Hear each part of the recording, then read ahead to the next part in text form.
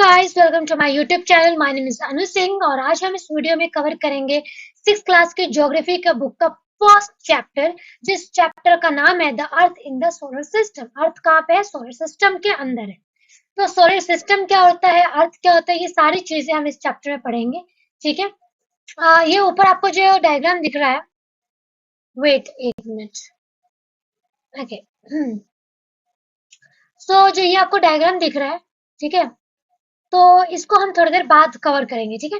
तो चलिए देखिए, जो चीज इंपॉर्टेंट होगी मैं उसको आपको और हाईलाइट कर दूंगी, और जो चीज आपको लगेगा कि ये चीज इंपॉर्टेंट नहीं है मैं आपको बोल दूंगी। ठीक है। क्योंकि एनसीईआरटी में बहुत सारी चीजें हैं जो बहुत ध्यान देने वाली चीजें होती हैं, बहुत सारी चीजें ऐसी हैं जो आप स्किप कर सकते हैं। जैसे बहुत सारी चीजें साइड साइड में एक्टिविटीज वगैरह भी होती है, तो आपको इतने ध्यान से इस सब चीज को नहीं पढ़ना होता है। जो चीज इंपॉर्टेंट है वो मैं आपको बता दूंगी।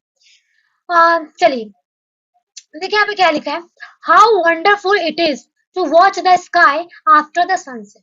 कितना सुंदर लगता है जब सनसेट के बाद आप आसमान को देखते हो। ठीक है। सनसेट तो सबने देखा होगा, सबका बड़ा ख्वाहिश भी होगी कि सनसेट में पिक्चर क्लिक कराना है।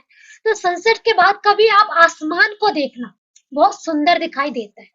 ठीक है। तो यहाँ पे लिखा है कि how wonderful it is to watch the sky after sunset. कितना खूबसूरत होगा सनसेट के बाद आसमान को देखना।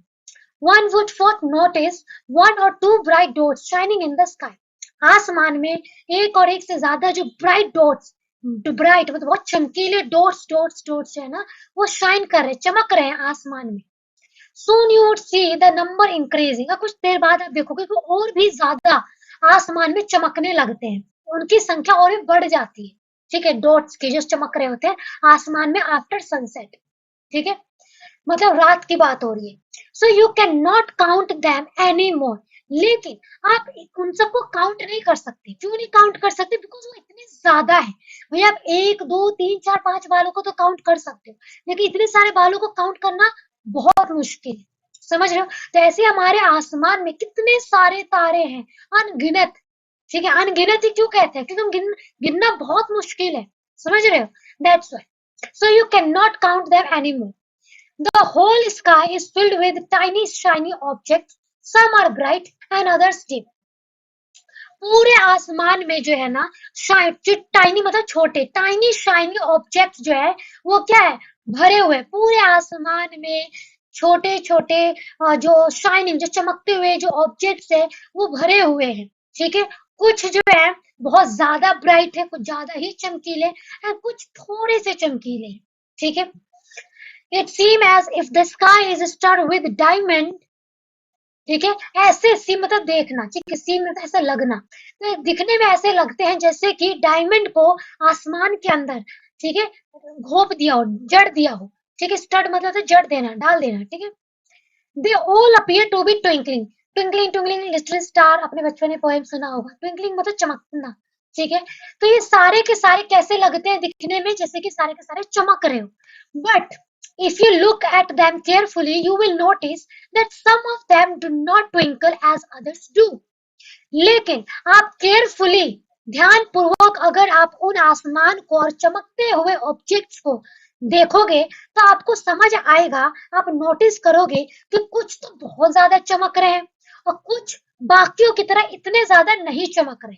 चमक रहे हैं लेकिन कम चमक रहे हैं, एज कंपेयर, अगर कंपेयर कर दो तो उनके मुकाबले थोड़ा कम चमक रहे हैं। ठीक है। They simply glow without any flicker just as the moon shine.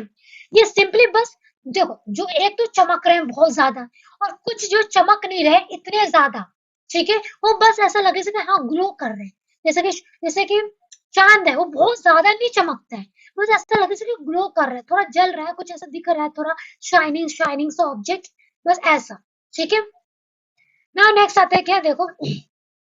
So along with these bright objects, you may also see the moon on most of the days. ठीक है। अब क्या कह रहे हैं कि आप इन ब्राइट ऑब्जेक्ट के साथ साथ, ठीक है, आप मून, मून मतलब कहते हैं चांद, चंद्रमा, चंदा मामा। ठीक है। You may also see the moon, आप क्या कहते चांद को भी देखते हो बहुत सारे दिनों में। ठीक है। It may however appear at different times in different shapes at different position. आप चांद को हर दिन किसी डिफरेंट पोजीशन में देखोगे, किसी डिफरेंट शेप में देखोगे, कभी डिफरेंट टाइम पर देखोगे, ठीक है ना। आप चांद को देखते हो तो अलग अलग शेप में दिखाई देता है कि नहीं दिखता है, कभी आधा, कभी थोड़ा सा और आधा, कभी पूरा फूल, किसी दिन दिखाई ही नहीं देता, ठीक है। कभी अलग, थोड़ा टाइमिंग थोड़ी चेंज होती रहती है, उनकी पोजीशन अलग चेंज होते हैं, कभी इधर दिखाई देगा, कभी उधर दिखाई देगा, ठीक है। ये बात कह रही है इस लाइन में। You can see the full moon only once in about about a month's time. आप फुल मून को महीने में सिर्फ एक बार देख सकते हो, ठीक है। फुल मून जिसमें चांद, फुल मून क्या होता है, जब पूरा चांद आपको किसी दिन आसमान में दिखाई दे रहा होता है। आप में से कितने लोगों ने पूरा चांद देखा है आसमान में? बहुत सारे लोगों ने देखा होगा, I think most of the लोगों ने देखा होगा, ठीक है। यस, सो क्या आता है, you can see the full moon only once in about the month, एक मंथ में आपको एक ही बार पूरा फुल चंद्रमा दिखाई देता है, ठीक है। It is a full moon से, it is a full moon night और पूर्णिमा, इसी फुल मून को हिंदी में क्या कहते हैं, पूर्णिमा कहते हैं, ठीक है। और फोर नाइट लेटर का मतलब है 15 दिन बाद, ठीक है। You can not see at all, 15 दिन बाद के बाद आप अगेन फुल मून तो नहीं देख पाओगे, but it is a new moon night. लेकिन क्या देख पाते हो 15 दिन बाद, एक न्यू मून नाइट देखते हो, जिसे जिसे हिंदी में क्या कहते हैं, अमावस्या। न्यू मून कौन सा होता है, जिसमें चंद्रमा होता ही नहीं है, ठीक है। तो पूरे एक महीने में आपको एक पूरा गोल सा चंद्रमा दिखाई देता है, जिसे फुल मून कहते हैं, हिंदी में पूर्णिमा कहते हैं। ठीक उसके 15 दिन बाद न्यू मून नाइट होता है, न्यू मून दिखाई देता है, मतलब कोई चंद्रमा नहीं दिखाई देता, उसी को न्यू मून कहते हैं, न्यू मून नाइट, ठीक है। और इसको हिंदी में क्या कहते हैं, अमावस्या कहते हैं, ठीक है। इतनी बात समझ आई? So on this day you can watch the night sky best provided it is a clear night. तो अमावस्या के दिन, न्यू मून के दिन, जिस दिन चंद्रमा आपको आसमान में दिखाई नहीं देता, उस दिन आपका नाइट जो होता है ना, मतलब रात बहुत सुंदर दिखाई देता है, आसमान बहुत सुंदर दिखाई देता है, बहुत क्लियर दिखाई देता है, ठीक है। तो चांद नहीं होता तो आप और भी बहुत सारे तारे वगैरह अच्छे से देख पाते हो, ठीक है। चलिए, then next क्या आएगा, do you wonder why can't we see the moon and all those bright tiny objects during daytime? क्या ये क्वेश्चन पूछ रहा है यहाँ पे कि क्या आपने कभी सोचा है कि क्यों मून, चंद्रमा, या जितने भी जो बड़े, मतलब जो जितने भी जो छोटे छोटे इतने चमकीले ऑब्जेक्ट्स हैं, ठीक है, वो हमें दिन में क्यों नहीं दिखाई देते, सारी रात में क्यों दिखाई देते इतने चमकते हुए, दिन में क्यों नहीं दिखाई देते? क्या दिन में इनका काम, ड्यूटी का टाइम हो जाता है, ये चले जाते हैं अपनी ड्यूटी पर? ऐसा तो नहीं है। तो इसका क्या रीजन है? तो यहाँ पे लिखा है इसका answer, it is because the very bright light of the sun does not allow us to see all these bright objects of the night sky. इसका मतलब ये है कि जो सारे टाइनी ऑब्जेक्ट जो आपको रात में तो इतने चमकते हुए दिखाई देते हैं, लेकिन सूरज में, दिन की रोशनी में दिखाई नहीं देते, दिन में दिखाई नहीं देते वो। तो उसका कारण क्या है? क्योंकि इस दिन में क्या निकलता है, सूरज निकलता है, और सूरज की रोशनी इतनी ज्यादा तेज होती है, ठीक है, तो उसकी वजह से जितने भी और चमकीले जो मून हो गए, जितने भी अदर जो नाइट्स है, ठीक है, वो नहीं दिखाई देते हैं। आई बात समझ? तो इसलिए क्या कह रहे हैं यहाँ पे कि क्या नाम है, आपको दिन में ये चीजें नहीं दिखाई देती है। इसका मतलब ये नहीं है कि दिन में नहीं है, दिन में एग्जिस्ट करती है, बट दिन में दिखाई नहीं दे रही होती। क्यों? क्योंकि सूरज की जो रोशनी है वो बहुत ज्यादा है, ठीक है। नाउ नेक्स्ट आता है क्या, the sun, moon and all those objects shining in the sky are called celestial bodies, ठीक है। जो सन है, जो मून है, या फिर जितने भी और जो भी ऑब्जेक्ट्स है ना जो शाइन कर रहे हैं स्काई में, ठीक है, उन सभी को क्या कहते हैं, सेलेस्टियल बॉडीज कहते हैं। तो ये बात थोड़ा याद रखना, क्वेश्चन ये भी आ सकता है कि व्हाट इज सेलेस्टियल बॉडीज। तो सेलेस्टियल बॉडीज क्या होते हैं, जो भी आसमान में चांद हो गया, सूरज हो गया, जितने भी चमकते हुए सितारे हो गए, सब के सब को क्या कहते हैं, सेलेस्टियल बॉडीज कहते हैं। इवन दो प्लैनेट्स को भी हम सेलेस्टियल बॉडी कहते हैं। इतनी बात समझ आई? ठीक है। Some celestial bodies are very big and hot. कुछ celestial body जो होते हैं वो बहुत big होते हैं and बहुत hot होते हैं, गर्म होते हैं, ठीक है। They are made up of gases, और किससे बने होते हैं ये, gases से बने होते हैं, ठीक है। celestial bodies क्या होती हैं, जितने जो sun हो गया, moon हो गया, फिर जितने भी आसमान में जो भी चीजें आपको दिखाई दे रही हो, सारे के सारे celestial bodies। अब उन सभी सेलेस्टियल बॉडीज में से कुछ सेलेस्टियल बॉडीज ऐसे होते हैं जो बहुत बड़े साइज के होते हैं और बहुत गर्म होते हैं। और किससे बने होते हैं वो? गैस से बने होते हैं। They have their own heat and light which they emit in large amount. और उनकी खुद की लाइट होती है, खुद की क्या नाम है, हीट होती है, ठीक है। और क्या नाम है, और वो ही हीट, वही लाइट वो क्या करते हैं, एमिट करते हैं, तो बहुत ही ज्यादा अमाउंट में बाहर फेंकते हैं, बाहर देते हैं वो, ठीक है। These celestial bodies are called star, और इन्हीं celestial bodies को क्या कहते हैं? स्टार्स कहते हैं। And the sun is a star, और सन क्या है? वो एक स्टार है। तो अब ये जो पॉइंट है ना, ये चार लाइन आपके लिए सबसे ज्यादा इंपॉर्टेंट है। क्यों? क्योंकि पहली बात तो ये बोली कि आसमान में जो भी चीज आपको दिखाई दे रही है, ठीक है, सन, मून, अदर टाइनी ऑब्जेक्ट्स, सारे सेलेस्टियल बॉडीज है। सारे ही सेलेस्टियल बॉडीज में से कुछ ऐसे सेलेस्टियल बॉडीज हैं जो साइज में बहुत बड़े होते हैं, ठीक है, पहला पॉइंट। बहुत हॉट होते हैं, बहुत गर्म होते हैं, ठीक है। तीसरी चीज, वही कुछ सेलेस्टियल बॉडीज, मतलब वही गर्म और बड़े वाले में से वो सेलेस्टियल बॉडीज गैसेस से बने होते हैं, ठीक है। और उनकी खुद की हीट होती है और खुद की लाइट होती है जो वो दूसरों को देते हैं। इन्हीं इस टाइप की सेलेस्टियल बॉडीज को क्या कहते हैं? स्टार कहते हैं। और सूरज क्या है? वो स्टार है। अब क्यों है? अब देखो, कैरेक्टरिस्टिक्स मैच करो। सूरज क्या है? बहुत बड़ा साइज का है। सूरज क्या है? बहुत गर्म है, ठीक है। सूरज क्या है? गैसेस से बना है, हाइड्रोजन एंड हीलियम से, ठीक है, फ्यूजन होता है इसलिए। उसके बाद सूरज के पास पास क्या है? खुद की हीट है, ठीक है, वो किसी और से हीट नहीं लेता, उसकी खुद की हीट है और खुद की लाइट है, ठीक है। तो क्या हुआ? इस हिसाब से सूरज क्या हुआ? सूरज एक स्टार है। तो क्वेश्चन आ सकता है कि क्या सूरज स्टार है? तो यस, सूरज एक स्टार है। स्टार किसे कहते हैं? उसके क्या कैरेक्टरिस्टिक्स होने चाहिए स्टार की? तो ये कैरेक्टरिस्टिक्स होने चाहिए जो मैंने आपको बताया, ठीक है। Countless twinkling stars in the night sky are similar to the sun, but we do not feel their heat or light, and they look so tiny because they are very, very, very far from us. क्या कहते हैं? जितने भी countless twinkling stars है आसमान में रात में जो मतलब जितने वो सारे चमकीले स्टार्स, सितारे, जिन्हें हम काउंट नहीं कर सकते, जो आसमान में दिखाई दे रहे होते हैं, जो दिखने में तो बिल्कुल सूरज की तरह होते हैं, बट हम उनकी हीट को, ठीक है, उनकी लाइट को फील नहीं कर पाते हैं। सूरज की रोशनी को आप फील कर पाते हो? सूरज की गर्मी को फील कर पाते हो? राइट। बट आप स्टार की गर्मी को, सॉरी, स्टार की हीट को फील नहीं कर पाते हो, स्टार की लाइट को फील नहीं कर पाते। क्यों? क्या रीजन है? because we do not feel their heat or light and they look so tiny। और वो दिखने में भी कैसे होते हैं? छोटे होते हैं। दिखने में आपको कितने सितारे कितने छोटे लगते हैं कि है, मक्खी जितना तो है, मक्खी से भी छोटा साइज है इनका, यही बोलते हो ना।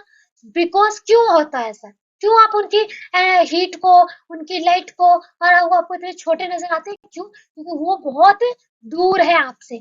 जो ऑब्जेक्ट आपसे जितना दूर होगा वो उतना ही छोटा नजर आएगा। आई बात समझ? चलिए, यहाँ पे एक एक्टिविटी दी गई है, यहाँ पे पढ़िए, let's do, you will need torch. आपको आपको इस एक्टिविटी को करने के लिए क्या क्या चाहिए? आपको ये एक्टिविटी करनी नहीं है, ठीक है, ये एक समझाने के लिए दिया गया है, ठीक है। इससे आप क्या इस एक्टिविटी से आप क्या समझ सकते हो कि जो अपने सवाल हमने किया था ना, कि क्यों जितने भी सेलेस्टियल बॉडीज है रात में तो चमकते हुए दिखाई देते हैं, मतलब रात में तो दिखाई देते हैं, दिन में दिखाई नहीं देते। तो मैंने आपको रीजन बताया था ना कि वे दिन में सूरज उगता है, सूरज की रोशनी इतनी ज्यादा तेज होती है कि उनकी रोशनी फीकी पड़ जाती है, जिसलिए वो हमें दिन में दिखाई नहीं देते हैं। तो अगर इस चीज को आप प्रैक्टिकली करके देखना चाहोगे तो कैसे देखोगे, वही एक्टिविटी यहाँ पे मेंशन की गई है। तो उस एक्टिविटी के बारे में थोड़ा देख लो, वैसे जरूरत नहीं है, चाहो तो भगा भी सकते हो, ठीक है। तो अगर आप इस एक्टिविटी को प्रैक्टिकली करके देखना चाहते हो तो आपको क्या क्या चाहिए? एक टॉर्च चाहिए, एक पेपर चाहिए, A4 शीट ले लो, कोई भी प्लेन पेपर ले लो, कोई चार्ट पेपर ले लो, एक पेंसिल ले लो और एक निडल, सुई टाइप का ले लो, ठीक है। अब इसमें क्या लिखा कि place the torch in the centre of the paper with its glass front touching the paper. एक पेपर ले लो और सपोज करो कि ये मेरा टॉर्च है और ये पेपर है, ठीक है। तो इस पेपर को, ये पेपर है और ये टॉर्च है मेरा। और टॉर्च का ये लाइट हो गया ना, ये जो उसका शीशे वाला पार्ट होता है जिससे लाइट दिखाई देती है, और ये इसका बटन हो गया और इसका पीछे के साइड हो गया जैसे बैटरी डलती है। तो जो इसका ग्लास वाला साइड है, इसको ऐसे पकड़ो और इसको ऐसे डाल दो, ठीक है। उसके सेकंड में क्या लिखा है, now draw the circle around the torch. अब क्या है कि आप एक पेंसिल से ये जो मैंने रखा है ना, इसके चारों तरफ से एक सर्कल ड्रॉ कर लो, ठीक है, यहाँ पे, ठीक है। उसके बाद क्या करो, perforate the paper with the needle within the circle area। अब जब तुमने सर्कल कर दिया है ना, तो इसको टॉर्च को हटा दो और यहाँ पे जो तुमने सर्कल बनाया है उसमें ऐसे ऐसे नीडल से ऐसे ऐसे घोप दो, ठीक है, होल कर दो उसके अंदर। Now place the perforated circle part of the paper on the glass front and wrap the paper around the torch with a rubber band। अब क्या करो, वापस से टॉर्च को लो और अब आप इसको यहाँ पे रखो सर्कल के बीच में, और अब तो अपने छेद भी कर दिया इसके अंदर। अब इसको ऐसे फोल्ड कर दो, ठीक है, और इसको बांध दो रबड़ से, ठीक है। अब उसके बाद क्या लिखा है यहाँ पे, so take care that the switch of the torch is not covered. इतना ध्यान रखना करते हुए कि टॉर्च का बटन जो है वो बंद ना हो जाए, क्योंकि उसको तो ऑफ करोगे ना।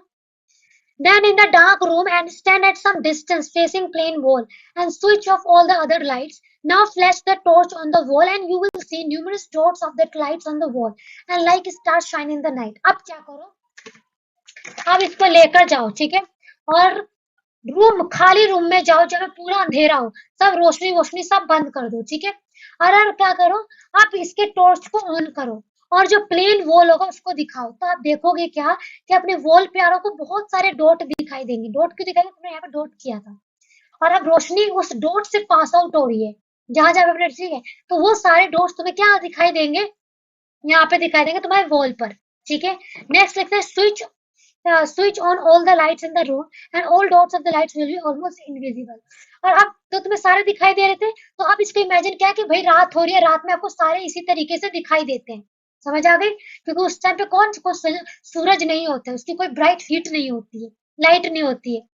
लेकिन अब क्या कर दो, तुम रोशनी सारी अपने रूम की सारी लाइट को ऑन कर दो और अब टॉर्च को दिखाओ, तो तुम्हें जितने भी डॉट्स होंगे ना अब दिखाई नहीं देंगे। क्यों, क्योंकि इसकी रोशनी से ज्यादा क्या होगा, तुम्हारे जो बल्ब बुल्ब लगे होंगे ना तुम्हारे रूम में, उसकी रोशनी ज्यादा होगी, जिसकी वजह से वो जितनी भी विजिबल लाइट्स होगी वो दिखाई नहीं देगी, ठीक है। So you may now compare the situation with that happened to the bright objects of the night sky after the sunrise in the morning.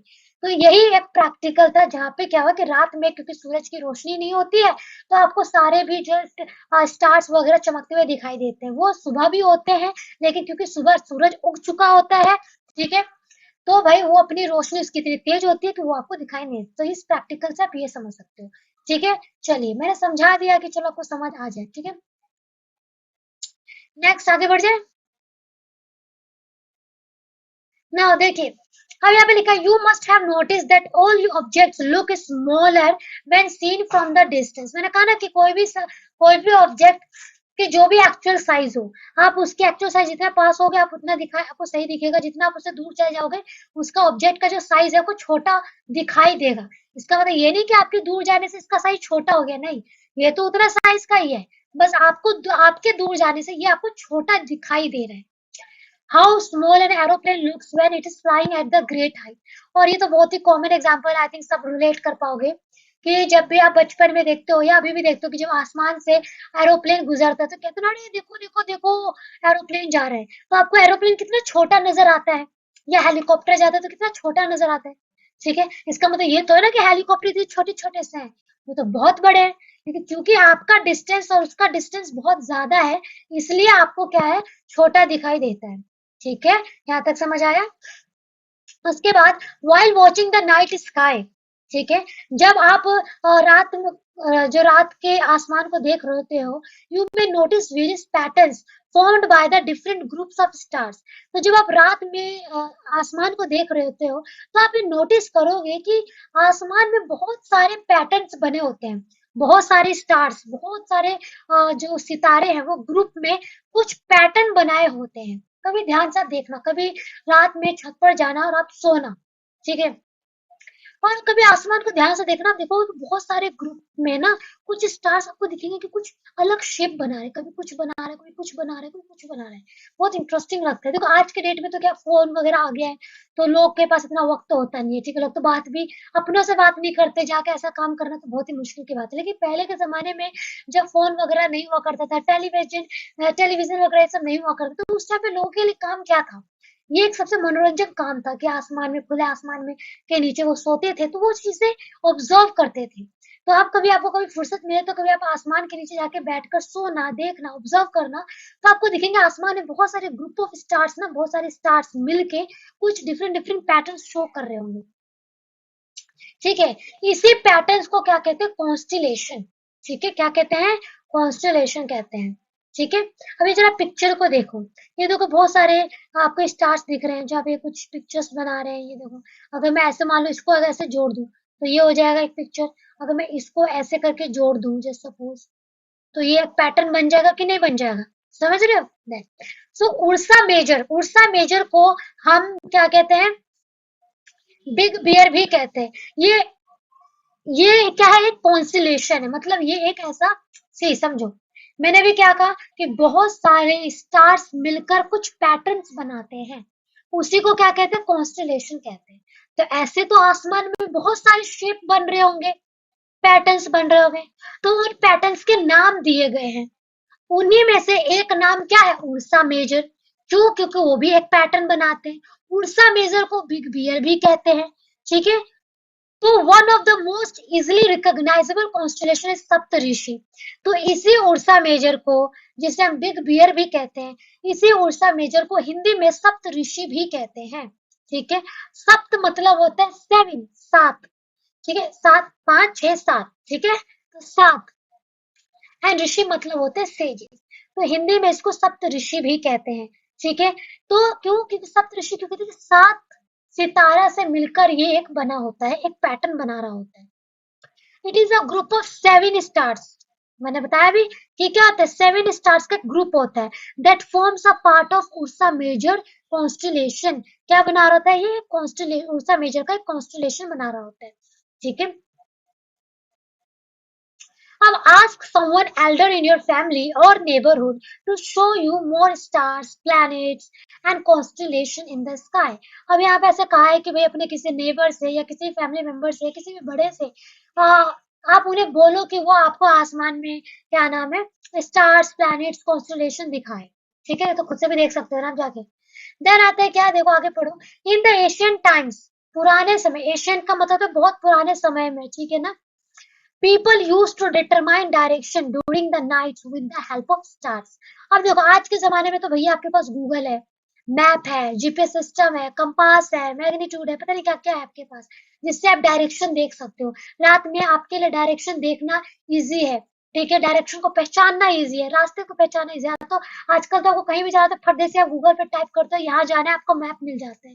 लेकिन उस समय पर देखो यार, उस टाइम पे कोई गूगल, कोई जीपीएस, कोई ये सब चीजें तो होती ही नहीं थी। और रात में जाना तो और भी मुश्किल काम था, ट्रेवल करना। जितने भी जो सेलर्स वगैरह होते थे, जो ट्रैवलर्स होते थे, जो रात में समुद्र को पार करते थे, जो इधर से उधर मूव करते थे, तो भाई बहुत मुश्किल था ट्रेवल करना उस टाइम पे, without any GPS, without any map वगैरह वगैरह। तो उस टाइम पे वो डायरेक्शन कैसे डिटरमाइन करते थे, कैसे जानते थे कि किस डायरेक्शन में, अगर रात में जा रहे तो किस डायरेक्शन में जाते थे? तो वो क्या करते थे? सितारा है, स्टार्स की मदद की वजह से वो डायरेक्शन को फाइंड आउट कर पाते थे। ठीक है, so the north star indicates the north direction. तो देखो, तो क्या था उस टाइम पे? जो नॉर्थ स्टार था, ठीक है, जो नॉर्थ में जो एक स्टार था वो इंडिकेट करता था क्या? नॉर्थ डायरेक्शन को। और नॉर्थ डायरेक्शन से पता कर लेते थे कि कौन सा वेस्ट डायरेक्शन है, कौन सा ईस्ट डायरेक्शन है, कौन सा साउथ डायरेक्शन है। तो नॉर्थ डायरेक्शन पता कर लेते थे। इसी नॉर्थ स्टार को पोल स्टार भी कहते हैं। ठीक है, ये देखो कहाँ है पिक्चर, देखो आप इसको, ये लड़के, ये देखो वेस्ट है, ये वेस्ट है, ये ईस्ट है, और ये नॉर्थ स्टार है। तो नॉर्थ स्टार है, इसका मतलब नॉर्थ कहाँ है? ये रहा नॉर्थ। ठीक है, it always remains in the same position the sky. और ये नॉर्थ स्टार क्या था? क्यों पहचान लेते थे इसको कि अच्छा ये नॉर्थ में, नॉर्थ वाली डायरेक्शन है? क्योंकि ये नॉर्थ स्टार जो था ना, ये हमेशा नॉर्थ में ही था, इसकी पोजीशन कभी चेंज नहीं होती थी, हमेशा एक जगह ही मतलब एग्जैक्ट जगह पे ही रहता था। ठीक है, चलिए। हाँ, कहाँ थे हम? हाँ, so we can locate the position of the pole star with the help of the Saptarishi. ठीक है, तो सप्तऋषि की हेल्प से क्या करते थे, ये लोकेट कर पाते थे कि क्या नाम है, कि क्या नाम है ये नॉर्थ स्टार कहाँ पे है। ठीक है, position we can locate the position of the pole star with the help of the laser.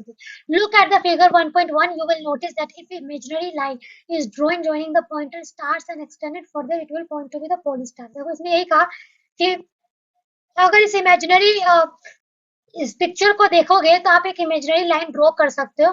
ठीक है, कि ये रहा पहले, उसके बाद इसी सप्त ऋषि से मिला के आप ये रहा आपका नॉर्थ स्टार। ठीक है, तो यही कह रहा है इस लाइन में। नाउ आता है कि आप यहाँ से देखो, some celestial bodies do not have their own heat and light. अब मैंने आपको पहले क्या बोला था, सेलेस्टियल बॉडीज की डेफिनेशन मैंने आपको क्या कही कि आसमान में जो भी आपको दिखाई दे रहा है, सन, मून, प्लैनेट्स और छोटे छोटे ऑब्जेक्ट, सब कुछ क्या है, सेलेस्टियल बॉडीज है। लेकिन सभी सेलेस्टियल बॉडीज में से कुछ सेलेस्टियल बॉडीज क्या है, स्टार्स है। स्टार्स के क्या कैरेक्टरिस्टिक्स है ये मैंने आपको बताया। तो कुछ सेलेस्टियल बॉडीज स्टार्स है और उसके कैरेक्टरिस्टिक्स बताए। ठीक उसी तरीके से कुछ बचे हुए सेलेस्टियल बॉडीज ऐसे भी हैं जिसके पास खुद की कोई हीट नहीं है और खुद की कोई लाइट नहीं है। They are lit by the light of the stars. ये ये चमकते हैं कैसे, दूसरों की लाइट लेकर चमकते हैं। आप समझ आ रही है बात? ठीक है, मतलब कुछ सेलेस्टियल बॉडी वो होते हैं जिनके पास खुद की लाइट है, खुद की हीट है, वो कौन हुए, स्टार्स हुए। कुछ सेलेस्टियल बॉडी ऐसे होते हैं जिनके पास खुद की ना तो लाइट होती है, ना क्या नाम है, हीट होती है, ये फिर भी चमक रहे होते हैं किसकी मदद से, दूसरे दूसरों की वजह, दूसरों की लाइट लेकर चमक रहे होते हैं। मतलब उन स्टार्स, जो इन स्टार्स के पास लाइट वगैरह है ना, उनकी लाइट लेकर ये चमक रहे होते हैं। यहाँ तक समझ आई? सच बॉडीज आर कॉल्ड प्लैनेट्स। और ऐसी बॉडी को जिनके पास खुद की ना लाइट होती है ना खुद का हीट होता है और फिर भी ये चमक रहे होते हैं दूसरे की लाइट लेकर, ठीक है, या दूसरे की लाइट की वजह से, उसी को क्या कहते हैं, प्लैनेट कहते हैं। इतनी बात समझ आई कि प्लैनेट किसे कहते हैं? The word planet comes from the Greek word planetai, ठीक है, which means wanderers। ठीक है, ये जो planet शब्द जो है ना, ये एक ग्रीक वर्ड से लिया गया है। क्या नाम है, प्लेनेटाई। जो प्लेनेटाई का मतलब क्या होता है, wanderers। wanderers का हिंदी मतलब क्या होता है, यात्री। यात्री मतलब जो ट्रेवल करते रहते हैं। ठीक है, और ट्रेवल कौन करते हैं, भाई जो ट्रेवल करते हैं, जो चलते रहते हैं। ठीक है, तो प्लेनेट का काम क्या है, वो भी तो चलते रहते हैं ना, वो भी तो रिवॉल्व करते रहते हैं ना, वो भी तो रोटेट करते रहते हैं ना। दैट्स व्हाई प्लेनेटाई का मतलब क्या होता है, वॉन्डरर्स। ठीक है, चलिए। The earth on which we live is a planet. तो आप जिस पृथ्वी पर आप रह रहे हो, जिस पृथ्वी पर आप जिंदा हो, ठीक है, जिस पृथ्वी पर बैठकर आप मेरा ये लेक्चर सुन रहे हो, वो पृथ्वी क्या है, प्लेनेट है। समझ आ गया? हमारा अर्थ क्या है, एक प्लैनेट है। हमारा अर्थ स्टार तो नहीं है, हमारा तो अर्थ क्या है, प्लैनेट है। तो इसका मतलब हमारे अर्थ के पास खुद की कोई लाइट नहीं है, हमारे अर्थ के पास खुद की हीट नहीं है। हमारे अर्थ क्या करता है, दूसरे की हीट को लेता है और तब वो थोड़ा चमकता है। समझ आ रहा है? चमकता इन द सेंस कि मतलब अर्थ पे लाइट आ रही होती है, हमारी खुद की लाइट से लाइट नहीं आ रही होती है। हम सूरज से लाइट लेते हैं ना, चांद से थोड़ा सा मतलब ले लेते हैं, चांद के वैसे खैर इतना नहीं है, सूरज से लाइट लेते हैं, इसलिए हमारे पृथ्वी पर लाइट आ रही होती है, जिससे आप कपड़े सुखा पाते हो। सर्दियों में हो कितना मजा आ गया, गर्मी धूप में बैठकर जो आप बोलते हो, तो वो कैसे है, वो अर्थ की लाइट नहीं है, वो तो सूरज की लाइट है। ठीक है, चलिए। It gets all its heat and light from the sun. ठीक है, ये मैंने भी बात बताई ना कि ये सारा जो भी अपना हीट और लाइट जो लेते हैं वो कहाँ से, किससे लेते हैं, सन से लेते हैं, which is our nearest star. तो हमारे अर्थ के पास क्वेश्चन आ सकता है कि हमारे अर्थ के पास सबसे नियरेस्ट स्टार कौन सा है, तो सन है। ठीक है, चलिए। So if we look at the earth from the great distance, say the moon, it will appear to be shining just as moon। ठीक है, so ये क्या करेंगे, if we look at the earth from the great distance, अगर हम अर्थ से, अगर हम if we look at the earth from the great distance, ठीक है, हम क्या कहेंगे, से the moon it will appear by shining just as the moon. तो थोड़ा सा अगर हम थोड़ा डिस्टेंस में अगर देखेंगे तो कैसा हमें थोड़ा सा मून की तरह चमकता हुआ दिखाई देगा, ठीक है। The moon that we see in the sky is a satellite. जो मून, जिस चांद को आप देखते हो ना, वो क्या है? वो जिस चांद को आप आसमान में देख रहे होते हो, वो क्या है? वो एक क्या है? सैटेलाइट है। क्या है? सैटेलाइट है। तो ये तीन चीजें याद रखोगे कि नहीं रखोगे? कि सूरज क्या है? स्टार है। अर्थ क्या है? प्लैनेट है। मून क्या है? सैटेलाइट है। It is a companion of our earth and moves round it. ठीक है। मून जो है वो क्या है? कंपेनियन। कंपेनियन मतलब क्या है? साथी। ठीक है। तो मून क्या है? हमारे अर्थ का साथी है। ठीक है। और वो मून क्या करता है? हमारे अर्थ के चारों तरफ चक्कर मारता रहता है, मारता रहता है, मारता रहता है। ठीक है। लुक लाइक अवर अर्थ, और ये थोड़ा हमारे इसकी तरह दिखता ही है, ठीक है। Then there are 7 other planets that get heat and light from the sun. और हमारे अर्थ ही अकेला प्लैनेट नहीं है ना, हमारे अर्थ के साथ साथ 7 और दूसरे टाइप के प्लैनेट है, जिनके पास उनका क्या है? उनके पास हीट नहीं है, उनके पास खुद की लाइट नहीं है, तो वो भी अपनी हीट और लाइट किससे लेते हैं? सूरज से लेते हैं। And some of them have their own, some of them have their moons and too. ठीक है। तो उनके कुछ, उनमें से भी कुछ प्लैनेट्स के पास खुद के मून्स है, जैसे हमारे अर्थ के पास हमारा मून है, ठीक है। वैसे ही अदर जितने भी प्लैनेट्स हैं उनके पास भी उनका खुद का मून है, ठीक है। यहाँ तक आपको समझ आया? देखिए एक यहाँ पे ये देखिए इंटरेस्टिंग फैक्ट देख लेते हैं। Jupiter, Saturn and Uranus have rings around them. Jupiter, Saturn और यूरेनस क्या है? प्लैनेट है, जो भी हम आगे पढ़ेंगे, ठीक है। तो इनके पास क्या है? रिंग्स है। इनके चारों तरफ क्या है? रिंग्स है। And these are belts of small debris. और ये जो रिंग है ना, ठीक है, ये किससे बने होते हैं? स्मॉल डेब्रिस से बने होते हैं। डेब्रिस मतलब क्या होता है? कूड़े कंकड़ जो होता है ना, ठीक है, छोटे छोटे कंकड़ टाइप के होते हैं, उसे डेब्रिस कहते हैं। उससे मिलकर ये बेल्ट बना होता है, मतलब रिंग बना होता है। And this rings may be seen from the earth with the help of powerful telescope. और आप अपने अर्थ पर बैठे बैठे टेलीस्कोप की मदद से आप उन प्लैनेट के रिंग को देख सकते हो, ठीक है। चलिए, अब जो सोलर सिस्टम है और थोड़ा ये प्लैनेट्स है, ठीक है, ये हम नेक्स्ट वीडियो में कवर करेंगे, वरना वीडियो बहुत लंबी हो जाएगी, ठीक है ना। तो सेकंड पार्ट में कवर करेंगे, ठीक है। तो चलिए आज की वीडियो में बस इतना ही, और वीडियो अच्छी लगी तो लाइक शेयर सब्सक्राइब कर देना। Thank you. जय हिंद, जय भारत।